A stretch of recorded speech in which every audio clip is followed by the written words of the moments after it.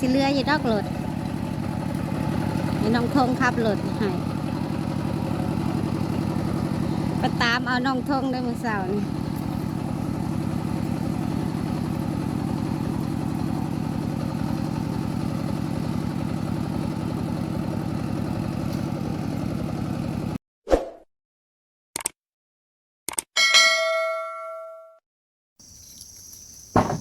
กราบสบายดีเด้อพ่อแม่พี่น้องเนาะมื้อนี้ก็มาพบมาพ้อกับน้องทงเนาะพ่อแม่พี่น้องทั้งฝั่งลาวฝั่งไทยทั้งต่างประเทศเนาะมื้อนี้ทางน้องทงก็มาแก้พื้นให้ทางป้านางเนาะพ่อแม่พี่น้องเนาะหาเงิน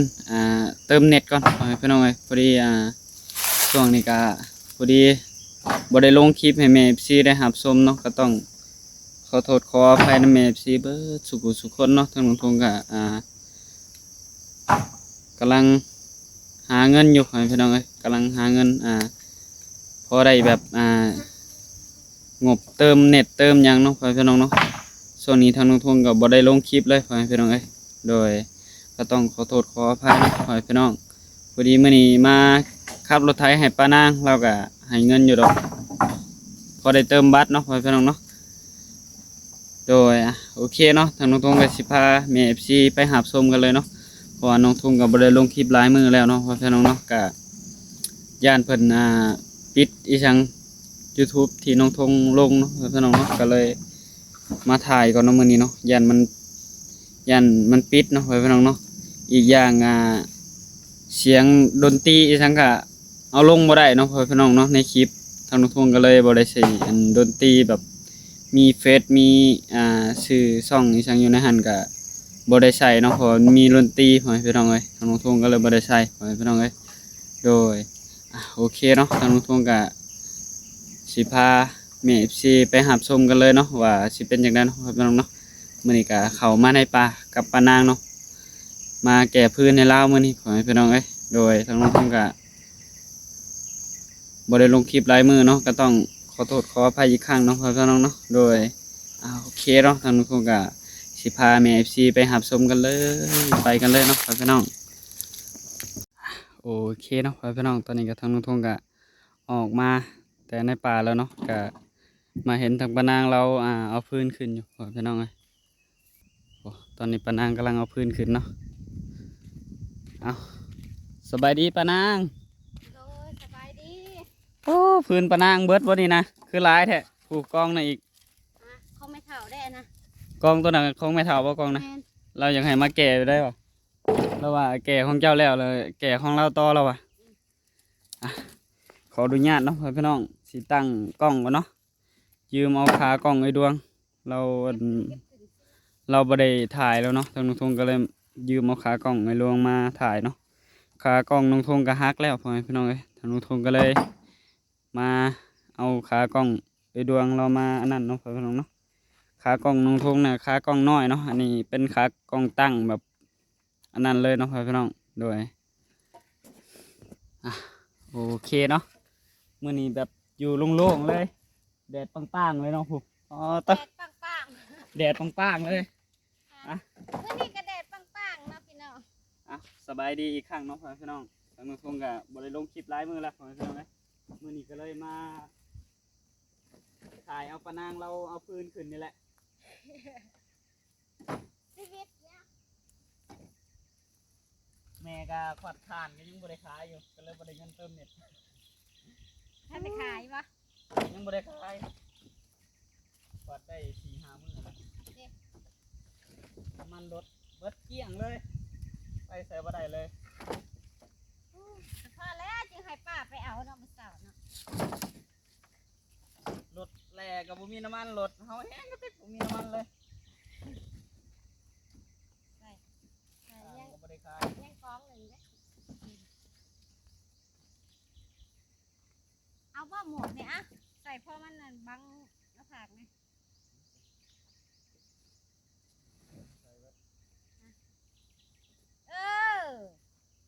คืออยู่ได้แล้วเนาะใช่พอมันบังตาเนี่ยได้จังหวะแบบนี้ดำพอดีเนาะปะนะโบบังมาแต่เศร้าก็มีแต่ข้าเวียกอยู่ขึ้นบ่พอกองก็สิมาให้มาแก่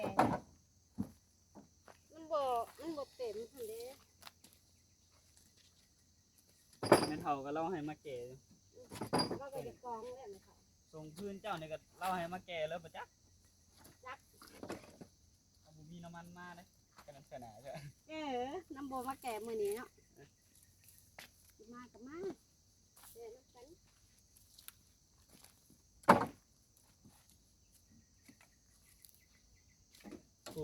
กูมาขับรถไถแล้วผมมีน้ำมันรถจักรมาพี่ จะเพิ่มบ่มีน้ำมัน ผมมีน้ำมันรถผมมีน้ำมันก็ยังหาเงินบ่ทัน เขาว่าหาเงินมาทันนะ โอ้ของกินมันกับแพงเถอะเงิน100,000ได้อีหยังเขาไปมื้อนั้นน่ะ เงิน100,000เนี่ยวะบ่ได้หลายเท่านั้น อันนี้ก็ยังสิไปซื้อข้าวอีกเต้นหมดเลยเด้อ่านซ้ำบ่นำวันเงินเขามาจำค่ะกินเรียบแล้ว เงินเดือนออกก็ติดลบปะนางเอ้ย มันสิสำคัญกับป้าจุดทานนะว่า ติดลบไปลบหนีลบล่างหนีเขาเพิ่นเงินเดือนออกกันเลย บ่ว่าใครเนาะต้องกินกับแพงคือขมือ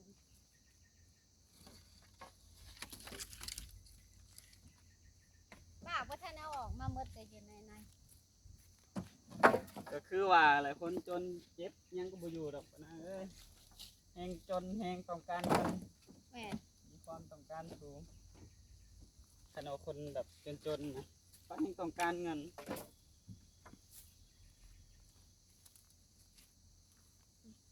อยากใส่ทั้งคน อันนั้นอันนี้บ่มีก็ซื้อ คือแล้วหมูกินยังก็อยากแหละล่ะเอ้ยจะบ่ใส่สิหาจ้ะอยากใส่บอลมันป่องนี่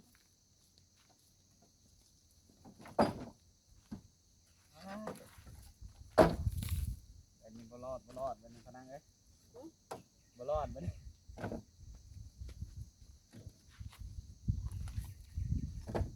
แล้วขึ้นอีกว่าบัดนี้ ขึ้นอีกแล้วผู้ยังกองหนึ่งอยู่ผู้ ยังกองหนึ่งอยู่พุ่นอีกเดี๋ยวไปกองนั่นต่อบัดนี้ซูเปอร์สิขับรถไถก่อนบัดซูเปอร์รถไถเนาะ ทางทงกันเลย ครับรถไทยทั้งเงินครับทั้งอันนั้นเลย ทั้งโหนทั้งอันนี้แหละ ไปเอาอีกกองหน้าอีก สู่ไปเนาะแต่ตอนนี้ก็บ่มีเน็ตดอกเดี๋ยวสิเอาตั้งน้ำปะนางไป เติมเลยแล้วก็ลงคลิปเลย ฮ่าอึบหรือให้ป้าถือน้ำกด โอ้ไกลเติบสิให้เอาถือน้ำก้นวะ ไป เดี๋ยวสต็อปไปก่อนเนาะ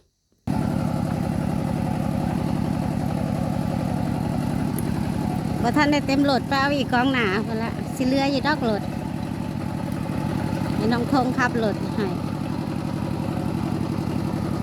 ไปตามเอาน้องทงได้มื้อเช้านี่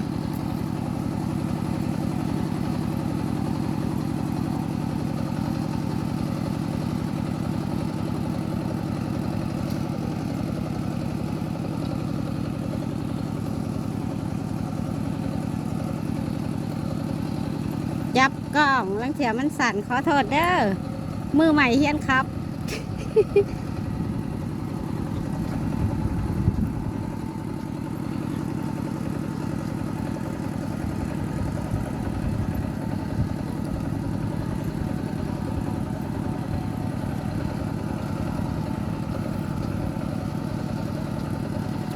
เขาบ่แพงพื้นแทนี่ฮะ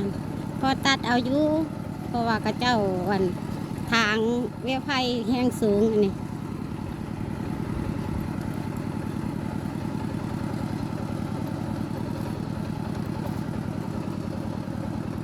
มันก็บ่มีไม้ใหญ่ดอกคิดคือแบบภาษาบ้านเฮาก็ว่าไม่พอได้ดังหนึ่งเข่าหั่นละ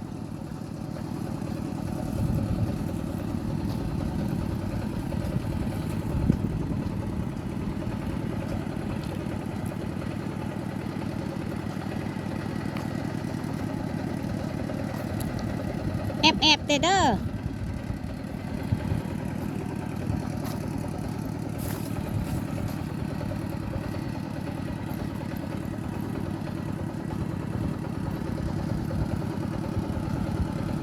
องพื้นทางหน้า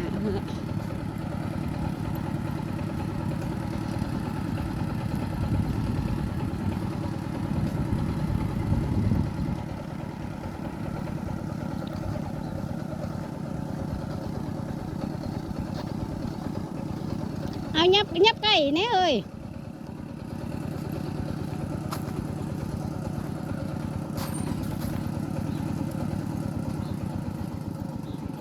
คือบ่แอบใกล้ๆเนี่ยมันคนไกลได้เนี่ยมีไม้ใหญ่พร้อมเลยน้องทงก็มาจับกล้อง ปานางจับกล้องให้ ตาลายก็เด้งละ แดดกล้องลายบ่หรือว่าตาลาย ตาลายและป่าหยางนะ อย่างน้ำมันแดดร้อนแห้งเนาะ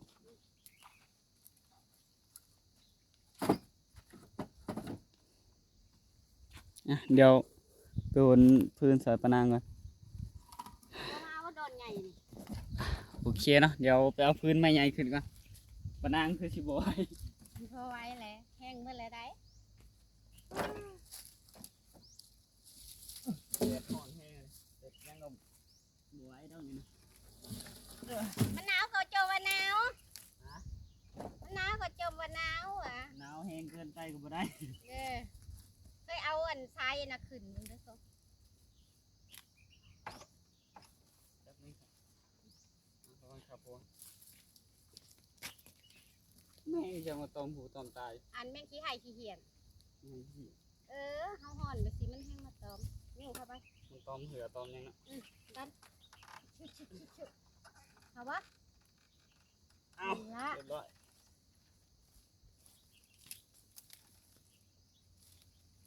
1 2โอ้โหดันเข้าไป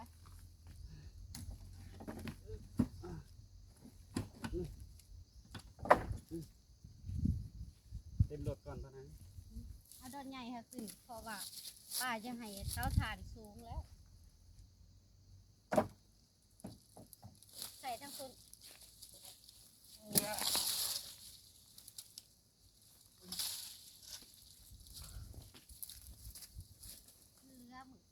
มือรุ่นกระตัดใส่ไหม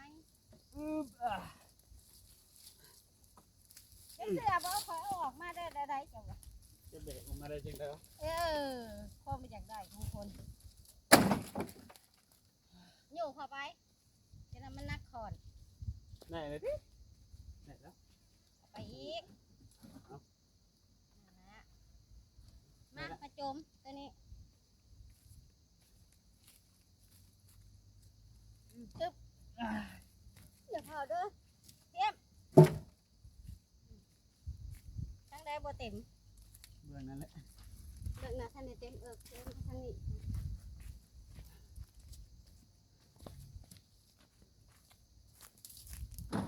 นี่แล้วเขาไว้นี่ละเอาเด้อมาพ่อน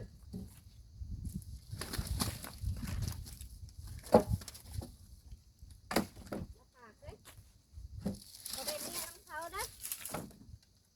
หน้าผากแตกเขาได้เนี่ยวะ แล้วฝากแต่บ่ได้เมียน้ำเขาได้สิ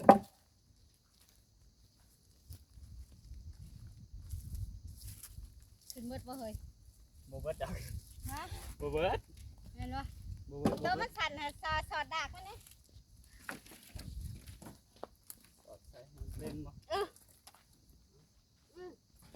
เดี๋ยวนี้ละเขาเคยเข้า แซมแซมมันเต็มแล้วโมเมนต์รถเฮาเอาเปล่านะ เขาได้ยินได้เขาจะเต็มปากแล้ว หยอกปานางอยู่สิได้เจ้าของมันยินตัวเองอีกแล้วนี่นะ จะความมาหาช่วยอยู่วันดาเขาอย่างนี้เนาะโมเมนต์พื้นดอกเครือได้อันนี้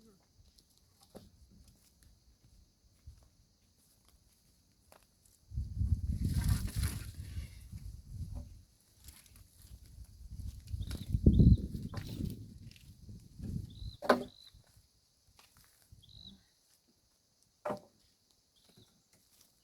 ได้อยู่บ่ปานางเอาขึ้นเบิดอยู่บ่ โมพัดกับโมเป็นยังเอาใส่ฟัน เอาไว้รอบหน้ารอบ หลอบพืชหลอบหยัง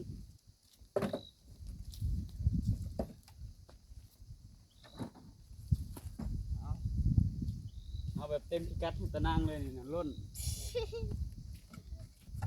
เรียกว่าแดกมันแดก หยาดเข้า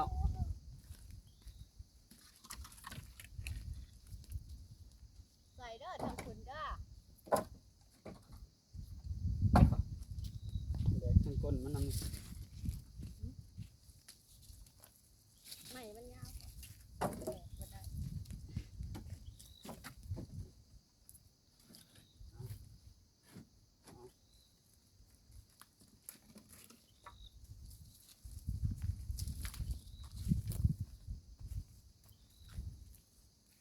แต่ว่าด่างมันกระโปรงอยู่แล้ววะ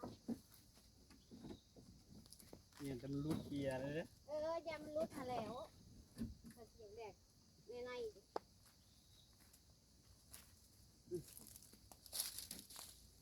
แดดเนาะพี่น้องมันฮ้อน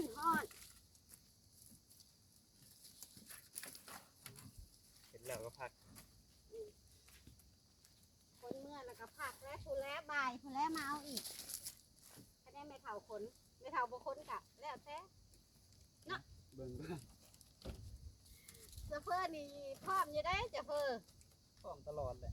แต่มีน้ำมันมาบริยากมันแค่มีน้ำมันรถจักรมาเตาถ่านนะบ่เนี่ยเด้อพร้อมตลอดเวลา24 ชั่วโมง พ่อบ่เคยพ่อกับพ่อ พออะไรย่ามันเหี่ยดอก ยามันเหี่ยว ตัดไม่เมื่อยเลยตัดไม่เมื่อยว่าเหี่ยน้ำทางโอ้ แค่นี้ละเดี๋ยวนับ อะ สินั่งก็ได้